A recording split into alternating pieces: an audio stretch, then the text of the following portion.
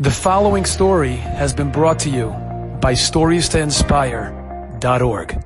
There was a very famous person, Reb Elimelech Gabriel Tress, or Mike Tress. Got to read a book. They called him Mike. Art School has his book. His 54th yahrzeit, Be'ezrat Hashem, is going to be on this Shabbat, Bed Tammuz, 54th. And Reb Elimelech Mike Tress, the story goes, is that he went to visit the DP camps, and because he was an American and spoke fluent English, he was able to, and he had some type of government connections, he was able to go to the DP camps after World War II. And the story goes that when he came back, first of all, he looked very gaunt. Secondly, he was missing most of his clothing. The only thing he had on him was his army uniform and tzitzit, and a pair of pants, no undergarments, and no socks, just shoes. So somebody said to him, "Did you get robbed? Like, what happened to you? Where is all your?"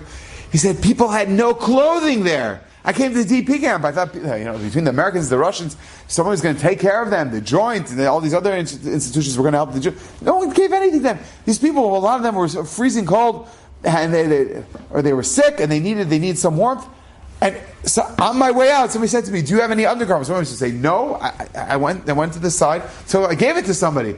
And on my way out, somebody says, "Please, my feet are cold. Where you're going back, you could get another pair of socks. I don't know if I'm going to get another pair of socks in the next few days." Or I used to say, "No, I took it off. I gave it to him." And people were sobbing hysterically when he says, look at my feet. I'm not wearing socks. We go to bed in the comfort of a bed, and there's Jews out there that don't have a bed, they don't have a family, they don't know where their family is. And we have socks, we have warm clothes, we have undergarments, we have food, we have everything. And we can't help them out? How could that be? And he says, "Look," and he picked up his foot, he says, "I'm not wearing socks.